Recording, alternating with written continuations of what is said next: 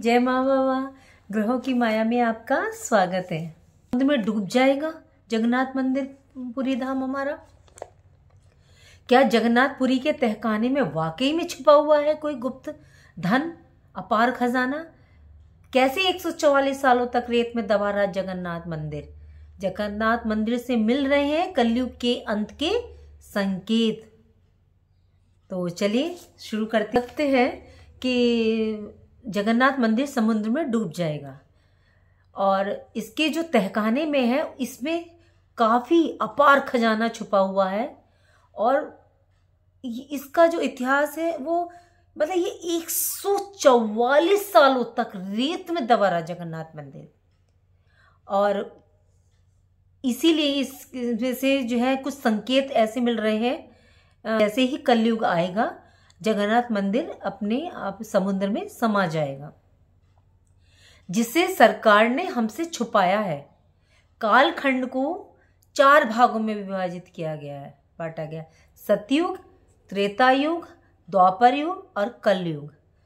और भारतवर्ष में आप लोगों को पता है कि 4 धाम है, बद्रीनाथ, रामेश्वरम धाम, द्वारिका धाम और चौथा है आपका जगन्नाथपुरी धाम। इन सब की स्थापना अलग अलग युगों में हुई है। आप देखिए कि बद्रीनाथ धाम की सतयुग में स्थापित हुआ है, रामेश्वरम धाम त्रेता युग में हुआ है और द्वारिका धाम आपका द्वापर युग में हुआ है और जगन्नाथ धाम कलयुग में स्थापित किया गया है। और इन चारों धामों में सबसे बड़ी बात यह है कि इन धामों की स्थापना विष्णु भगवान के अवतार ने ही की है। आज बात करते हैं कलयुग के धाम जगन्नाथ धाम की। ये मंदिर जितना बड़ा है उससे ज्यादा बड़ा है इसका इतिहास। इस मंदिर में भगवान विष्णु अपनी बहन सुभद्रा के साथ निवास करते हैं। इस मंदिर में सिर्फ पूजा ही नहीं होती बल्कि उसको कई दिनों तक त्योहार के रूप में मनाया जाता है। कई दिनों तक ये त्योहार चलता रहता है और इस मंदिर की लीलाएं भी अलग अलग हैं। इन मंदिरों में जगन्नाथ जी की मूर्ति जो काठ की बनी हुई है उसको नहलाया जाता है, स्नान कराया जाता है। और जब स्नान कराते हैं तो स्नान कराने के पश्चात जगन्नाथ जी बीमार हो जाते हैं, फिर उन्हें दवाई दी जाती है और 15 सालों में उनका पुनर्जन्म भी होता है।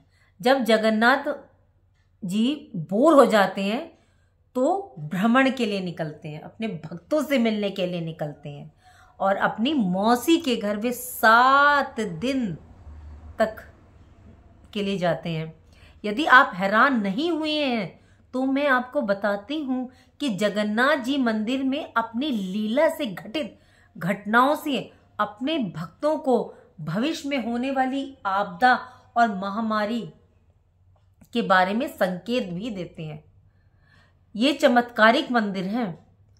जब भी वैज्ञानिक इस मंदिर में खोज करने के लिए जाते हैं उनको वहां जाकर ऐसा कुछ प्राप्त नहीं होता, वे अपना खाली हाथ लौट करके आ जाते हैं। और इस मंदिर की अनेक कथाएं हैं, रहस्य हैं।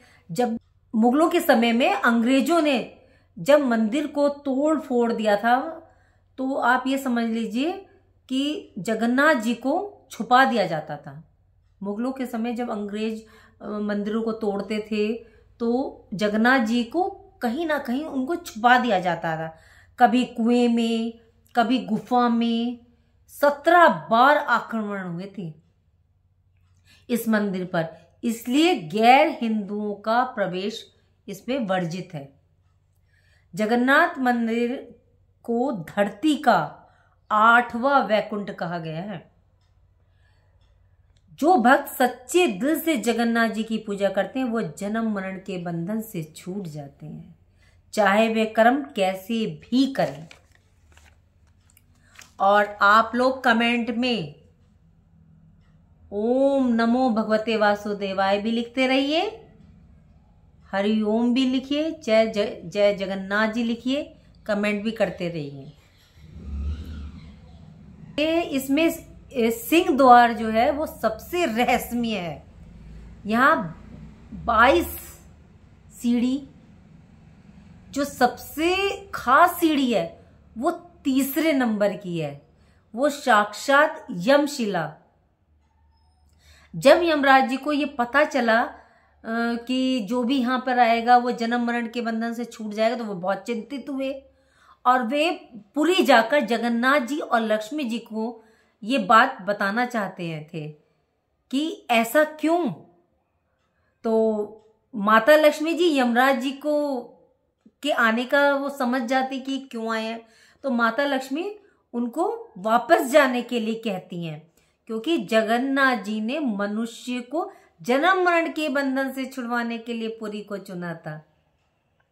और जब यमराज जी इस बात को जान गए, यमराज जी ने यमराज जी को रोका और यम से कहते हैं आप 22 सीढ़ी में से तीसरी सीढ़ी पर लेट जाएं, और साथ ही यह वरदान देते हैं कि यदि मनुष्य मंदिर के अंदर जाते हुए तीसरी सीढ़ी पर पैर रखेगा तो उसकी हर मनोकामना पूर्ण होगी, और यदि मंदिर से बाहर आते हुए उस तीसरी सीढ़ी पर पैर रख देगा तो मेरे द्वारा दिए गए सभी पुण्य उसके नष्ट हो जाएंगे, उस छिन जाएंगे।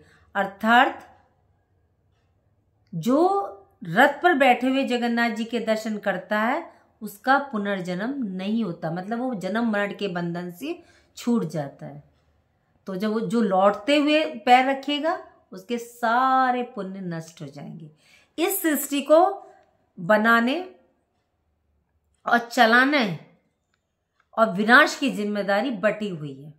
ब्रह्मा जी सृष्टि को बनाते हैं, विष्णु जिसके पालन करता है, उस सृष्टि को चलाते हैं सुचारू रूप से, और जब भी सृष्टि पाप से असंतुलित हो जाती है तो भगवान शिव उसका विनाश करते हैं।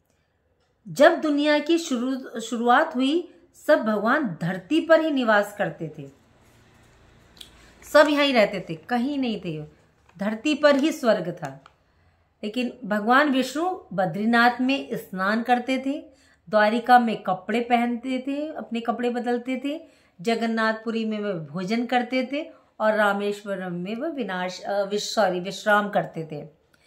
जब हम बात करते हैं भगवान शिव की तो उनका मूल निवास होता है कैलाश। तो युग परिवर्तन हुआ और कलयुग आया और पाप बढ़ने लगा और धरती विनाश की ओर अग्रसर होने लगी। तब इसके बाद हमारे भगवानों ने धरती को छोड़ दिया और अपने अपने धामों को चले गए। विष्णु भगवान के बाद धरती की जिम्मेदारी जगन्नाथ जी पर आ गई। कलयुग में 2 भगवान ही ऐसे हैं जो जागृत हैं। क्या आप लोग जानते हैं?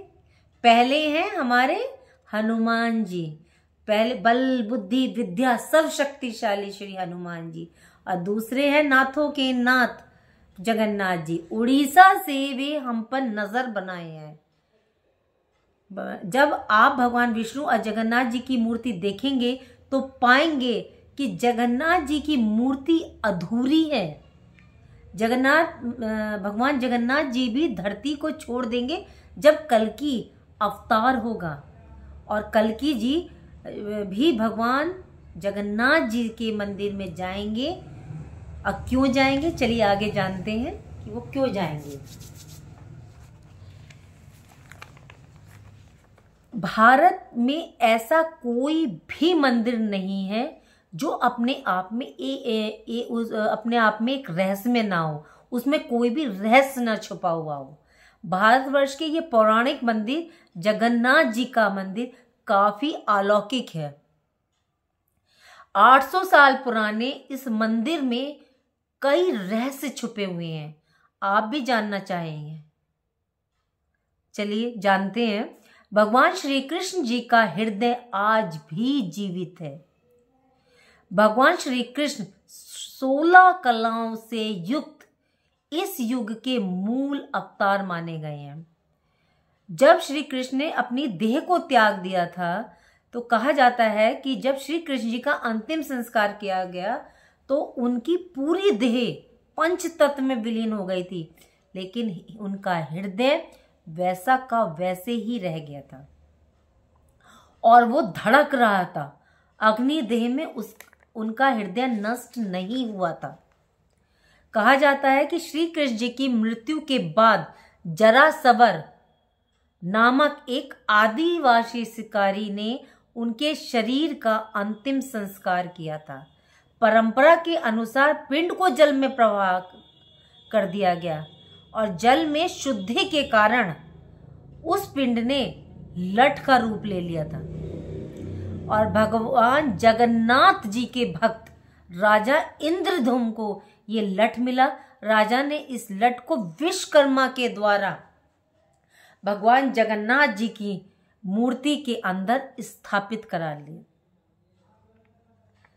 भगवान श्री कृष्ण का हृदय आज भी धड़क रहा है। देखिए कितनी अद्भुत महिमा है। कौन कहता है कि भगवान नहीं है? सिर्फ उनको दिल से पुकार के तो देखिए, वो आज भी धड़क रहा है। जगन्नाथ जी की लकड़ी की मूर्ति के अंदर और 12 साल के बाद जगन्नाथ जी की मूर्तियों को बदला जाता है। इस विधि को कहते हैं नव कलेवर कहते हैं। इस प्रकार कह सकते हैं भगवान जगन्नाथ जी का पुनर्जन्म होता है। पूरे मंदिर परिसर को घेर लिया जाता है, पूरे शहर की लाइट का कनेक्शन काट दिया जाता है, पुजारी की आंखों पे पट्टी बांध दी जाती है और उनको अंदर लेके जाया जाता है। हाथों में उनके दस्ताने पहनाए जाते हैं। फिर पुजारी उस गिलगिले पदार्थ को निकालता है और नई मूर्ति में स्थापित कर देते हैं। इसी भगवान श्री कृष्ण जी के हृदय को, इस पदार्थ को ब्रह्म पदार्थ कहते हैं। इस ब्रह्म पदार्थ के रहस्य को कोई आज तक नहीं समझ पाया। पुजारी भी कुछ नहीं जान पाए। सिर्फ ये कहते कि हम जो पदार्थ को बदलते हैं वो एक मुलायम खरगोश की तरह गिलगिला सा है, कोमल रहे और वो उछलता रहता है। और जगन्नाथ पुरी जी की महिमा तो बहुत है, लेकिन कहते हैं कि जो उनकी इस मूर्ति के पास जाता उनको ना समुद्र की लहरों की आवाज सुनाई देती है कि बस कि वो समुद्र की लहरों के अंदर ही कोई किसी काम को संपन्न कर रहा है।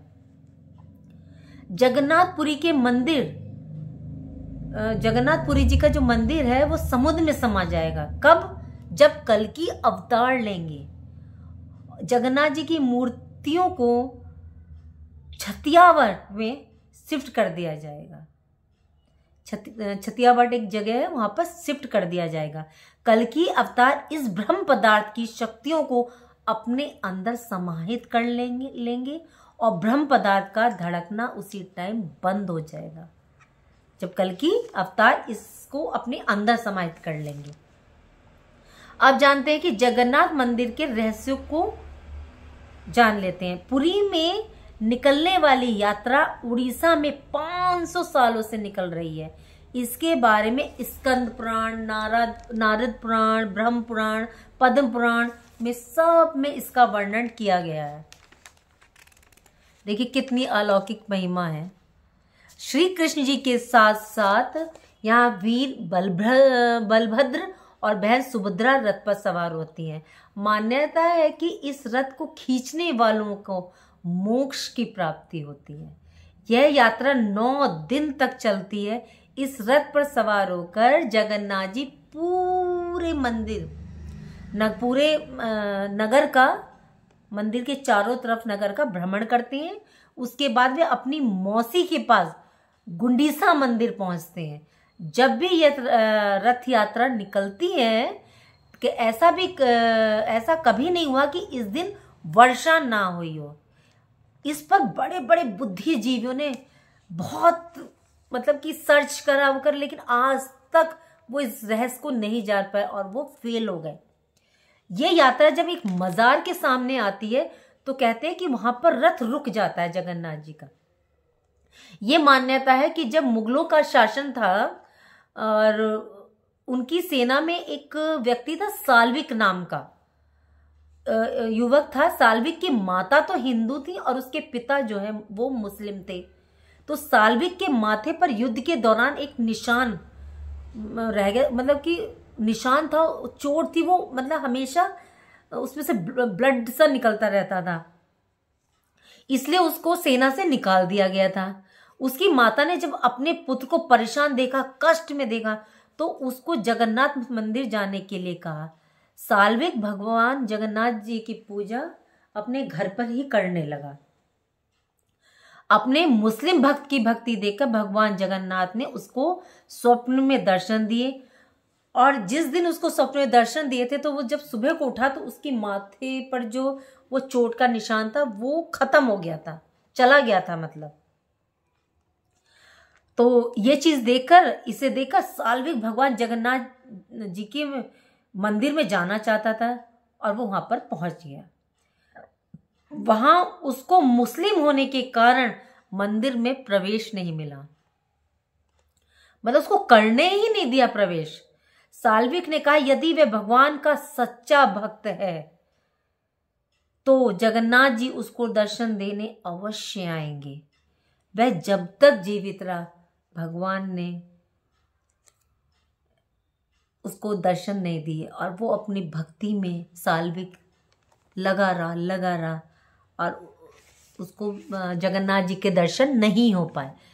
जब उसकी मृत्यु हुई, उस साल की जो रथ यात्रा थी, कहते हैं उस रथ यात्रा के दौरान रथ मजार के सामने जाकर के स्वयं अपने आप रुक गया। बहुत लोगों ने उसको खींचा, खींच ही नहीं पा रहे थे, रथ मतलब हिल भी नहीं पा रहा था रथ।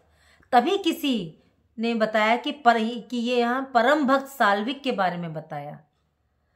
कहा कि जब साल्विक के नाम का वहां पर लोगों ने जयकारा लगाया तब वह रथ आगे की तरफ बढ़ा। तब से साल्विक के नाम का जयकारा लगता है और तब वो रथ वहां से मजार के आगे से आगे बढ़ता है। और ये सब प्रक्रिया चलती है ज्येष्ठ पूर्णिमा। रथ दौरान से पहले प्रभु को और उनके भाई बहन को स्नान कराया जाता है जिससे वह बीमार हो जाते हैं। उसके बाद उनको औषधि दी जाती है और 15 दिन तक एक विशेष कक्ष में रखा जाता है। और कहते हैं कि जो स्नान कराया जाता है वो 108 कलशों से स्नान होता है प्रभु का, तभी तो उनको बुखार आ जाता है। जहां उनको रखा जाता है उसको औसर कक्ष कहते हैं, औसर घर या औसर कक्ष कहा जाता है उसे। 15 दिन तक महाप्रभु को कोई नहीं देख सकता, सिर्फ विशेष लोग ही उनकी सेवा कर सकते हैं। और जो कहते हैं कि उनकी जगह जब वो उनको कक्ष में रखा जाता है, उनके जगह जो उनके प्रतिनिधि अलाखनाथ जी की मूर्ति स्थापित की जाती है और उनकी पूजा होती है। और 15 दिन के बाद स्वस्थ होकर प्रभु जब कक्ष से अपने अवसर घर से बाहर आते हैं और भक्त को दर्शन देते हैं तो इस विधि को 9 यवन कहते हैं। और इसके बाद से फिर रथ यात्रा शुरू हो जाती है, फिर त्योहार मनाया जाता है। तो देखिए कितनी अद्भुत है जगन्नाथ जी की मंदिर। और अगर आप कहेंगे तो इसके आगे भी जगन्नाथ मंदिर का इतिहास है और बड़ी रोचक घटनाएं हैं। तो कमेंट में लिख के बताइएगा किसको इसके आगे की घटना सुननी है, तो क्योंकि नहीं तो फिर वीडियो बहुत लंबी हो जाएगी। और आप लोग सब सपोर्ट कीजिए और सब्सक्राइब कीजिए, लाइक कमेंट कीजिए। तो चलिए राधे राधे, जय माँ। कमेंट में सब जय जगन्नाथ जी, हरिओम, ओम नमो भगवते वासुदेवाय सब लिखिएगा। आपको ही इसका फल मिलेगा, मुझे नहीं मिलेगा। जो लिखेगा, जो बोलेगा, कहते हैं कलयुग में तो इसकी बहुत ज्यादा महिमा है। चलिए राधे राधे।